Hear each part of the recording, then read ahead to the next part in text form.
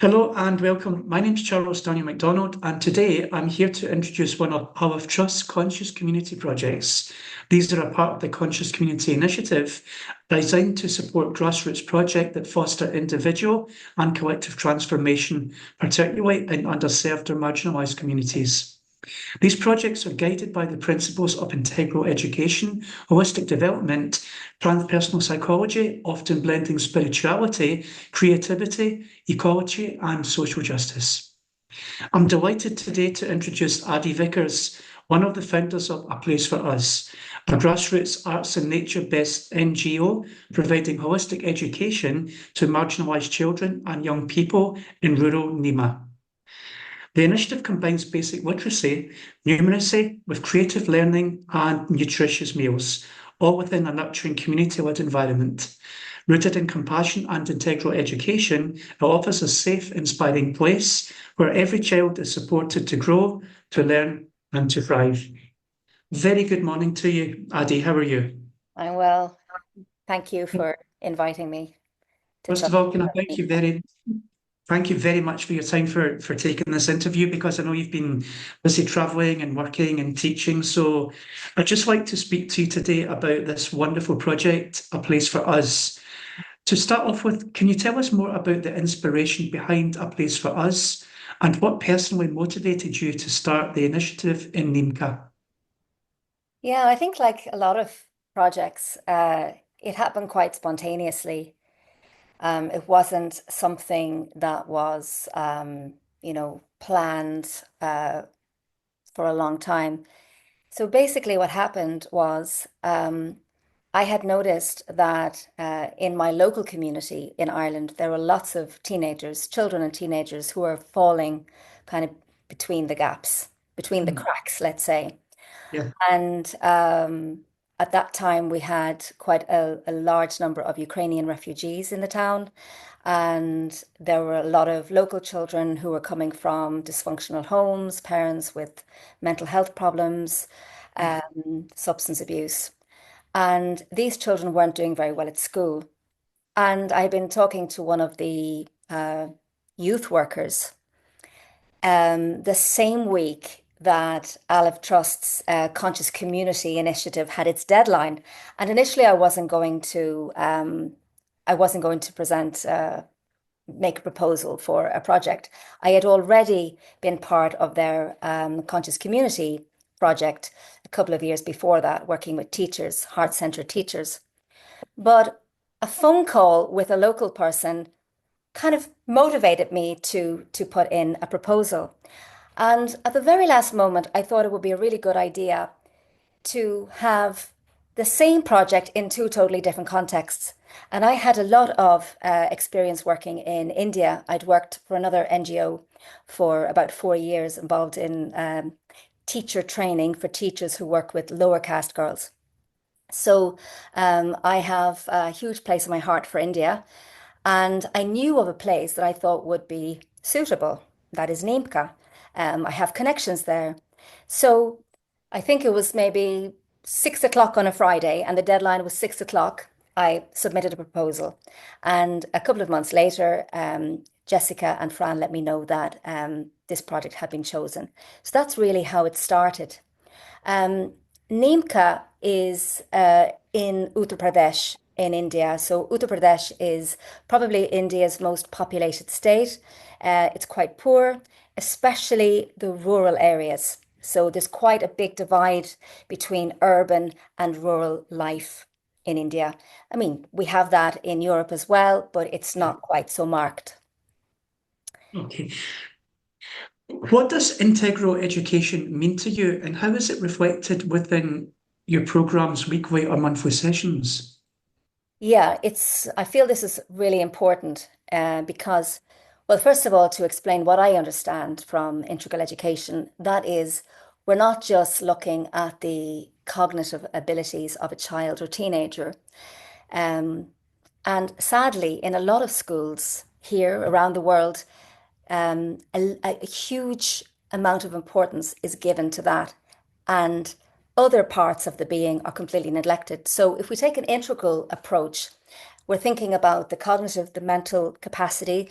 We're Yes. thinking about the physical. We're thinking about the emotional, the interpersonal, so that ability to connect with others, and obviously the very important connection with self.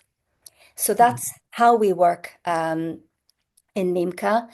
Every week, we ensure that the children's physical needs are taken care of.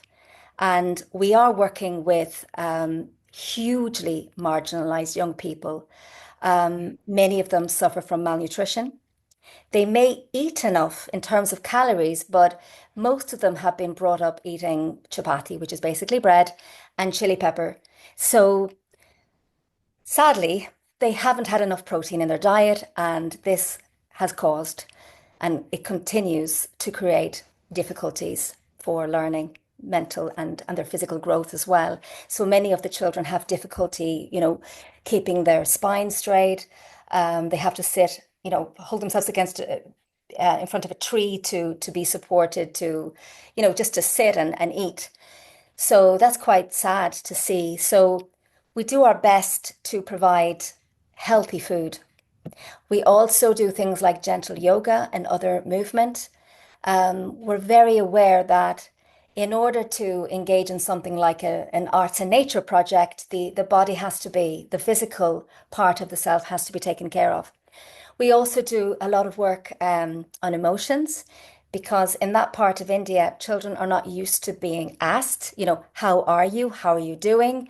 And often they will just smile and say nothing. And often it's a question of helping them to get in contact, to connect with their emotions. So we do that through fun activities, through games. And then there is obviously the interrelational part, which I feel is actually quite strong there. There is a very good sense of community, and children and teenagers, they walk in the forest together. It reminds me of my own childhood. Things are not quite like that here now. So I think in terms of community, India can be very, very strong. Yes. And then there's the spiritual aspect. And again, India would be quite open to that. So we do things like mindfulness and meditation and other practices to help the kids get in touch with their deeper selves. So I think Very I good work. mentioned them all. Yeah. Yeah. Adi, you mentioned that education is a fundamental human right, which it most certainly is. How does a place for us aim to address educational inequality, particularly for marginalised children and younger women? Yeah. Unfortunately, there are some big systemic issues there in terms of children having access to education. On paper, they are, for example, they're registered in local schools, but the reality can be that class sizes are huge. You can have up to 80 or 90 children in a classroom. Many of our children, unfortunately, have to work a lot of the time. Their parents are farm laborers, and quite often during the harvest time, they have to work as well. So they miss a lot of school. And because of that, they fall behind. And if you've got huge class sizes, the teacher is just not able to help those children who need help. And another thing we noticed is that if children have a very visible physical or mental disability, they're not welcome in school. One of the children who attends our program, um, every time he tries to go to school, he's told to go home. So this is really sad. So Yeah. what we want to do is to make sure that good education, not mediocre education, but good education is available to as many children as possible. And at the moment, we're quite limited in what we can do. It's just a Sunday program, Yes. but we're doing our best to be inclusive. And because we have an understanding of different learning styles and multiple intelligences, we're able to find each child's unique talent and work with that. But there are huge systemic problems at play, and we're only a drop in the ocean in Yes, what of course. moment. Now, going back to you spoke about the very serious and real issue of malnutrition and children growing up on chapati bread. So, obviously, from what you've just said in your passion, food and nutrition play a significant role in your work. Could you expand on why this is such a core part of the programme and the daily challenges that you face in meeting these basic nutritional and pastoral needs for the children? Yeah, to be honest, it was a bit of a shock at the beginning because especially in the first year, we were running the program in two places, and it was an integral arts and nature educational program. Yes. And we had lots of great ideas, things to do with arts and nature, etc., etc. But then we realized we were dealing with problems much bigger than we had anticipated. So it's almost like when you are standing in front of this type of reality, you have to drop your agenda, your idea of what this program should look like, and you have to make sure that their basic needs are being met before you attempt anything else. So that's why it's become such a core part of the program. It certainly wasn't part of the original proposal, but it's become very important.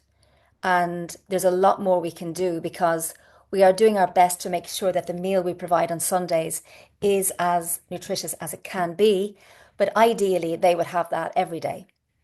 Yes, of course. Yeah. Now, you said part of the training and education on the Sundays, it takes place outside.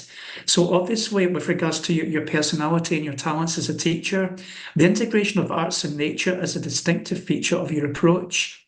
How do these elements enhance learning outcomes for the children and the young people involved, especially those who may have learning and physical difficulties? Yeah, I think nature, and it is a beautiful place we're working in. We're quite far, when I'm there on the ground, I stay in a city maybe 30 kilometers from there because there isn't a place to stay. We don't have a proper structure. We have a very small place where we can store food. We have access to cooking facilities, very basic cooking Yes. facilities. So really, we are outdoors. We are completely so we are immersed in nature. And I think it's important to say that differently from children in Europe, those children are used to being outside. They play outside. Well, the ones who can play. I mean, a lot of our children have to work, but they are spending a lot of their time outside.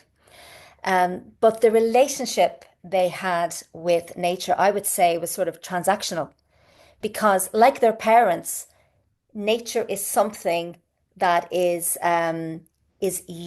utilized by us. So you're going, harvesting is extracting something, it's taking something from the land. So they didn't have that, what I would say, that deep connection that is possible for people who have the privilege of going for a walk in nature, like many of us do in this part of the world and in other parts of India as well. Um, I hasten to add. So part of the work for us has been encouraging or creating a situation in which the children can begin to foster, nurture their own relationship with, for example, the trees. We've been Mm. teaching them the importance of trees and how almost like, our lungs, it's almost like we have one lung and the tree has another. This type of symbiotic relationship that they didn't know about this before, and they probably didn't know the biology of how we breathe and oxygen and carbon dioxide and all of that. So and it was actually quite beautiful because early on, when one of the children had finished drinking, he'd had enough water to drink. He went over to the tree with his glass of water and gave the rest to the tree. That's the And tree, yeah. and I thought that was very beautiful. So we feel that the relationship is changing. They're beginning to see that um, they are nature. Nature Yeah. isn't that subject-object relationship that there was before. And we're all being transformed by that, by the way. It's not just them. So we're learning as well. And I think the fact that we've spent so much time outdoors has really helped that. So, and of course there is the arts part of the program. So we've done some drama. I mean, we don't have a lot of resources, so we have to use what we have. Um, Whatever we have, we use. So we may have some colors, we might have some paper, they draw what they see. We introduce some poetry to them. So some of the facilitators read out their favorite poems. Some of the children started writing their own poems. Oh, Those who can wonderful. write. A lot of the children can't read or write, so, but some of them can. Now, you touch on quite an interesting comment I'm going to pick up on. You're obviously working in India and your native tongue is Irish and English. Has language ever presented a barrier in your work, especially when you're navigating between Hindi and English? For example, how do you approach communication in a way that supports both understanding and inclusivity across different linguistic backgrounds? Yeah, that's a really good question, especially as I am being a really good student of Duolingo every day, trying to improve my Hindi. Actually, I'm very lucky because the team is local. I'm the only one who isn't local, who isn't from there. Okay. So our program is in Hindi. So it's very important to say that this is a Hindi program. And I believe it's very important that our children learn to read and write in Hindi before, not before they're introduced to English, but it should be, um, I think it's a priority that they can read and write in their own language. And when I spend time there, I make an effort to use a little bit of Hindi I have, and they learn English from me. We play games together, but quite honestly, I don't find that to be a barrier. Um, Somebody told me years ago that only, I think, 7% of communication is language. I'm not sure if that's true, but certainly if you've seen a newborn baby, parents of a newborn can interpret all of a baby's needs. And usually babies don't speak until they're, maybe the first words when they're 10 or 11 months. And they're probably 2 years old by the time they can speak fluently. Yeah. So I think communication is bigger than language. I think it's the smile, it's the gestures, and in my case, a lot of it is about moving and playing with them, just playing games. And you only need one or two people who can translate and, using simple language. I learn from them, they learn from me. So I wouldn't say that language is a problem. It's a That's challenge. really nice. So you've got a synergy and a non-verbal respect. Yeah. Um, Now, obviously, you're communicating in broken English and in Hindi. You're doing workshops, you're doing nutrition, you're doing fundamental teaching and pastoral care. What kind of impact have you seen on the children since the project began, both academically and physically? Yeah. So I would say that it's very surprising for me, because the people who can really see what's happening are the people who are there every week. I am not there every week. I am not there all the time. So things that I wouldn't have thought about. For example, at the beginning, the children didn't know that they could sit down together while eating. Something basic like that. And they've learned almost like they were like wild animals at the beginning, just Mm. grabbing food and eating to the point of vomiting. But they're learning how to eat slowly and how to see it. And it's very sad, really, because it's easy to say this when you have enough to eat. But if you're really hungry, that's what you do. You Yes. stuff the food into your mouth. But when their stomachs have been satisfied, I guess then has been an opportunity for the facilitators um, to invite them to slow down and maybe take a break from eating, talk to each other, do something else. And so that's been a big change. And it's something that hadn't I hadn't thought about it at all. In terms of basic literacy and numeracy skills, that's something that's happening slowly over the past 2 years. Um, some of our children are very seriously challenged in terms of learning. So um, it's very important that we don't set these goals. You have to have reached a bit like, mainstream education. So we're not working Yes. like that. Um, we're just working with the children where they are. and some of the children are really thriving. They may have been more advantaged to start off with. So you've got to take all of these things into consideration. Different. Yeah. So I'd say that things are changing in every way, but it's something that's kind of burning very slowly. And I mean, when I go back there, because I probably see more because time passes, and when I go back, maybe the children are more confident. That's what I've noticed. And they're more willing, and I guess they know me more now as well. So they really want to engage. And that's lovely to see, that kind of that self-esteem feeling because they have been valued. And that's the great thing about this is that when you're in a school, when you go there and you're in a class, with 70 or 80 other children, there's no sense of, feeling seen or heard. Whereas our program is quite small. So we've got to know the children individually. And I think I would actually say that that's probably the most important part after the food is the fact that an adult takes time to be present with them. And of course, that's another part of this particular project is that um, we talked about the integral approach, to learning, but also we've been taking that approach for ourselves as facilitators as well. So we do our best to meet the children from a place of wholeness, not from a place of fragmentation, which happens. I mean, we're all human, and we can often be lopsided. So, for example, there are days like today when I have spent most of my time in front of the computer. I know I need to go for a walk, but I haven't done it. So I'm not feeling as whole as I would be if I had gotten out for a nice walk in nature.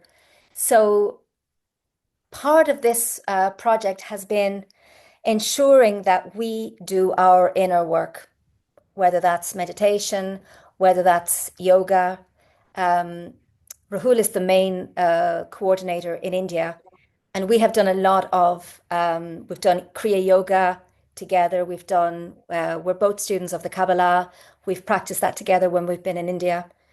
Um, and and he does that with the rest of the team. They're used to meditating. So I feel that that type of inner work really helps us to show up as the best version of ourselves.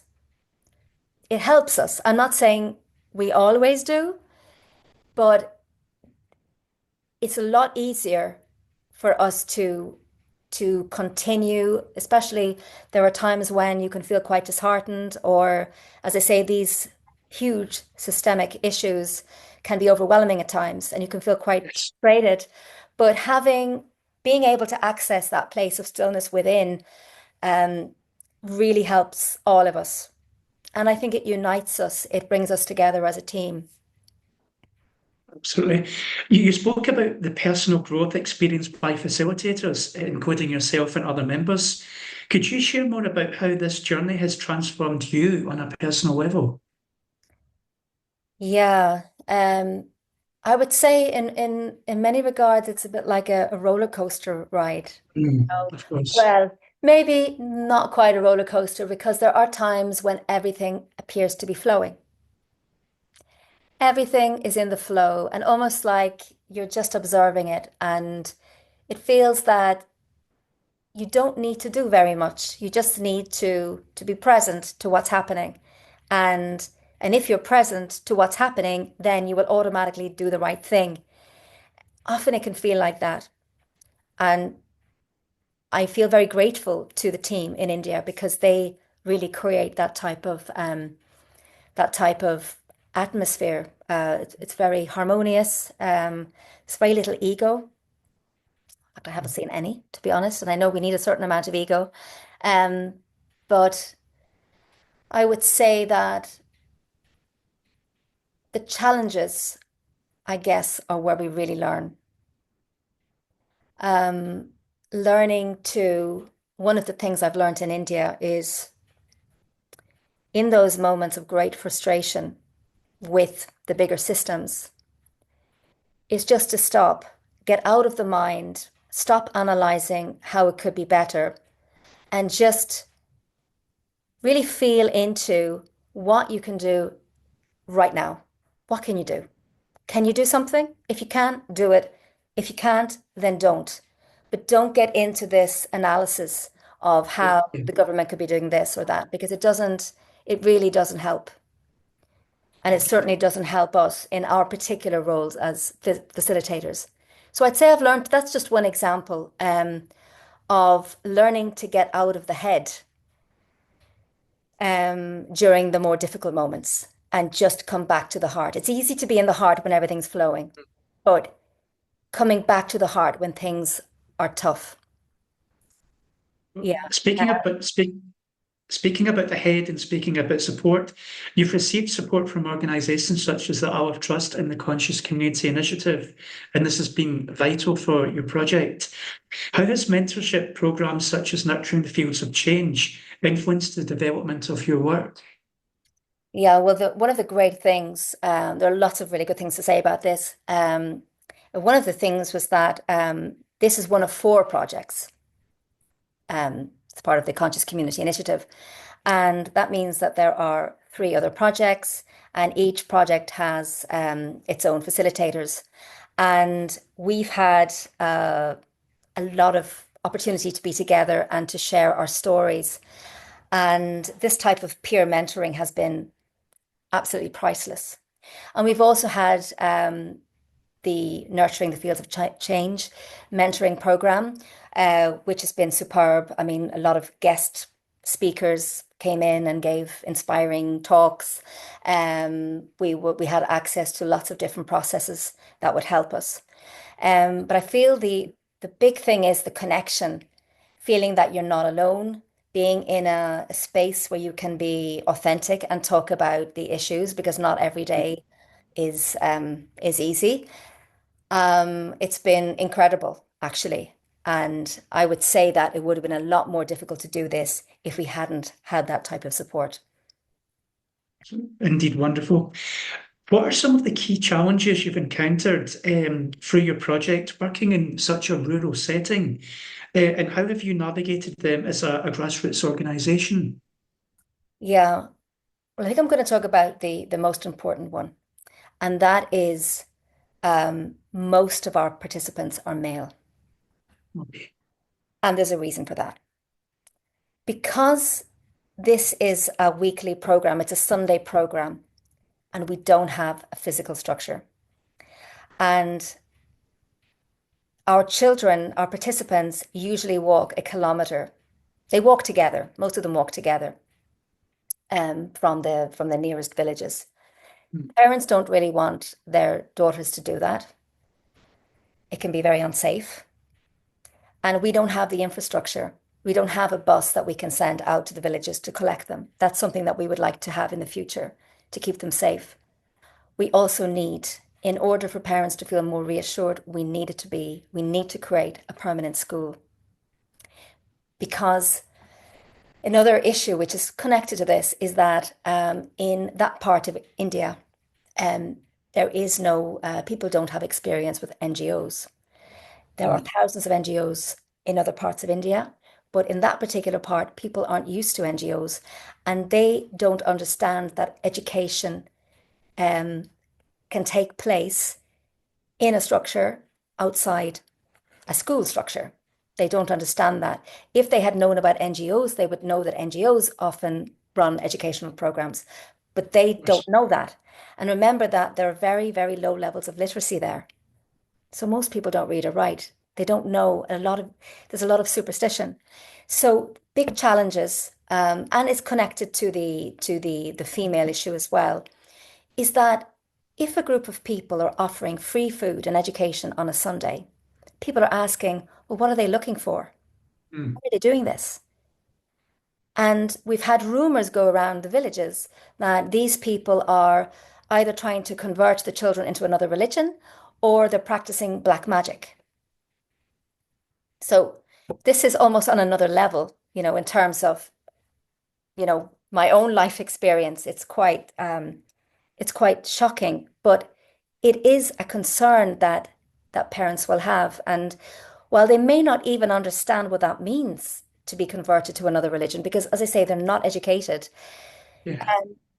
there probably are one or two people who will tell the story, to the others, as would have happened here 40 or 50 years ago as well. So people can be very influenced by these stories.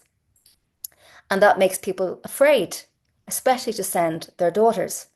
So we've had to work really hard on building trust over the past 2 years. And again, um, I'm just so grateful for the work of Rahul and the team there because they've done everything to build trust, everything. And Yeah. they've been very successful. But in order to reach the girls who live further away than a 5-minute walk, we have to have something more stable. If it's a school, people won't think that we're trying to convert anybody or practice black magic. It seems so simplistic, but that's the context we're working in, and it's a little bit challenging.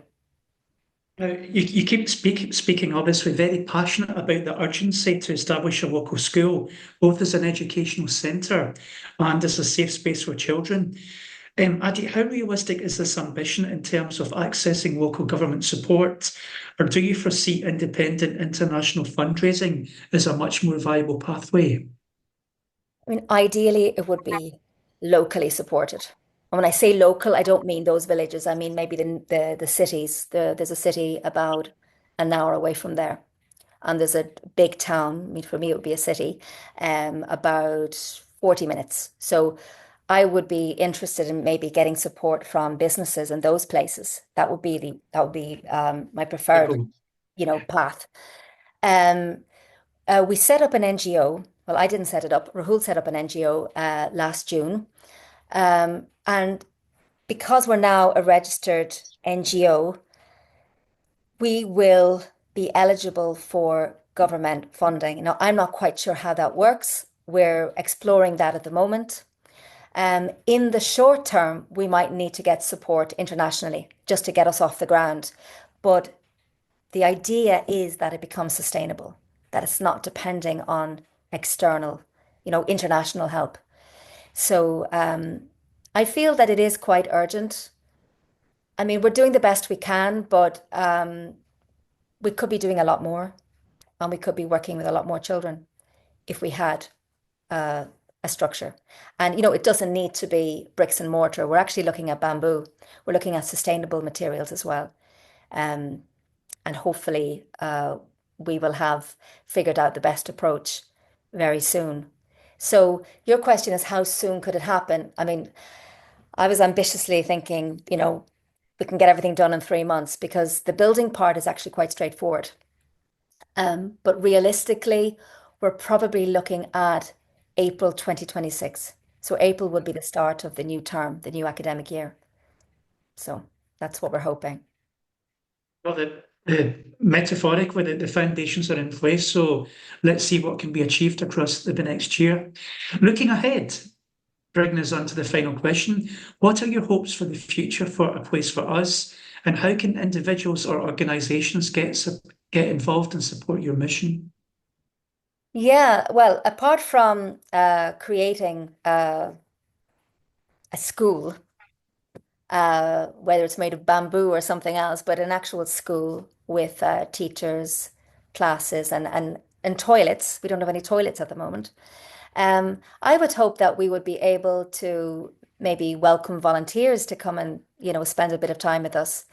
Not necessarily working with the children, because my experience has shown me that when people come and go, and it's a novelty for the children at the beginning. People come and from a different country, it's all very exciting, but it's kind of heartbreaking when the people leave. So maybe volunteers could help us with some of our other projects. For example, we have a tree planting project. We plant a tree every week. We're also trying to grow our own vegetables. I mean, already there are fruit trees there, and there are mustard seeds growing, but we're hoping to create a school vegetable garden. So there would be lots of things to do, and it would be really. I work with teenagers mostly in my professional work. So I'd like to think that maybe some of them would come to India in the future, maybe during their school holidays. And when will you next go back to India? I don't have a plan this side of the summer. Um, Actually, to be quite honest with you, it gets really hot at this time of the year. I was Yes. I was in India quite recently, but I was also there last April, and it was very hot. So that's something else that we need to take into consideration. Um, it can be very cold in the winter. It can be down to 2 or 3 degrees, and then in the summer it can be 45, even 50 degrees. So we have to take that into consideration when we are planning our school, because as well as being a school, it will be maybe a place where children can take refuge during the hot Of course. summer season. So yeah, we So have lots to do, lots of work to do. 2025 and onwards is certainly going to be a very hopefully fruitful and intensive year for you. And I'm wishing you all the very, very best. Thank you so much for taking the time to speak to me today. Thanks a lot, Charlie, for giving me the opportunity to talk about it. Well, through A Place for Us, Adi Vickers and her team are nurturing more than just education, are cultivating a sense of belonging, dignity, and hope for children in one of the most underserved regions. Grounded in compassion, creativity, and community, the initiative is a powerful example of what can emerge when grassroots passion is met with meaningful support. As Adi's project continues to evolve, it stands as a living testament to the transformative impact of holistic education and the profound change that can unfold when we prioritise not only learning, but also nourishment, safety, and connection. Adi, I wish you all the very best with the development of your project. And if anyone else would like to get in touch, you can discover more about A Place for Us by visiting the website and social media links on www.placefororuseducation.org or by leaving comments on the social media channels. Thank you very much. Goodbye. Thanks a lot. Bye bye.